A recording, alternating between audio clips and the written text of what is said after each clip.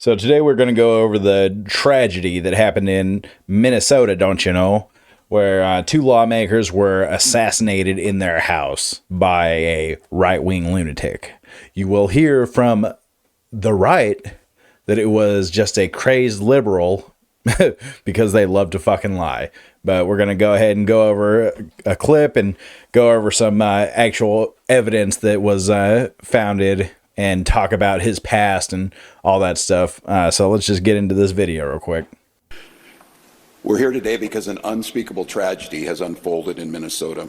My good friend and colleague, Speaker Melissa and her husband Mark, were shot and killed early this morning in what appears to be a politically motivated assassination.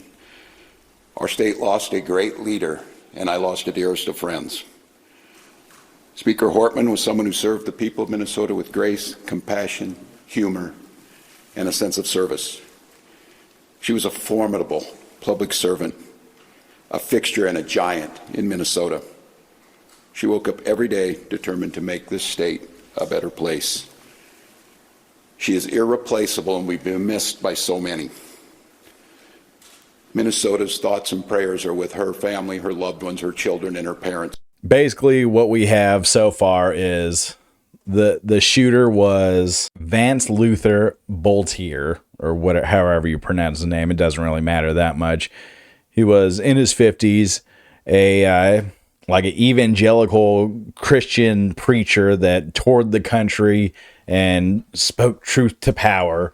More than likely, just like all the rest of the evangelicals, probably preaching the word of Trump, right?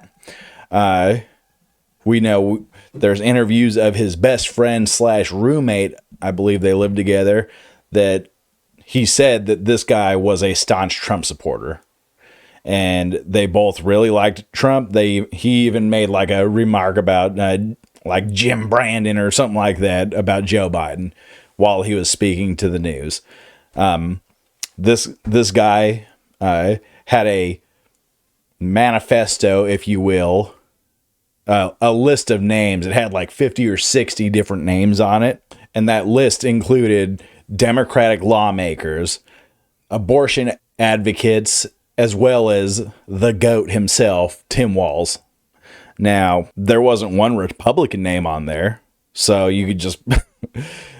So you ask yourself, well, why would the right stoop so low as to lie about him being a crazed liberal or whatever? Because that's what the right does. They lie about people and what they do to suit their own narrative. This guy was on some kind of board or something in Minnesota. You know, every state has just a bunch of different committees and boards and what have you. So they said, well, this links him to Governor Tim Walz, and he's probably a paid assassin from him. No, that's not what happened. According to Tim Walz, he has never even met this guy. You can be on boards and all that stuff and not know the governor. The governor merely writes off on appointing him. The board this guy was on was a bipartisan board to do something. I don't know exactly what it was, but he also had a stack of flyers in his vehicle next to his hit list of the No Kings protest, which, in my opinion, that just points out that maybe he was promoting the protest in order to get more people there so he could either open fire or run a car through. Luckily, Tim Walz made the correct decision and told people for their own safety, he advises people to not do a protest in Minnesota for that day. And there was probably some people that still showed up, but more than likely, most people stayed home because of that. This guy also, when he went up, there's video of this guy going up to the porch, caught on the porch camera like everybody has, wearing some kind of crazy looking mask. It's like a real face mask that you pull over and it's like Uncanny Valley, basically. And he was wearing like cop gear, and he had a car with cop lights on it because he worked for some kind of high-end security company or some shit like that. But luckily he's in custody right now, awaiting trial, because unlike the right-wingers, we on the left believe in due process. So we think that's a good thing. He deserves due process. We need to figure out why he did all this.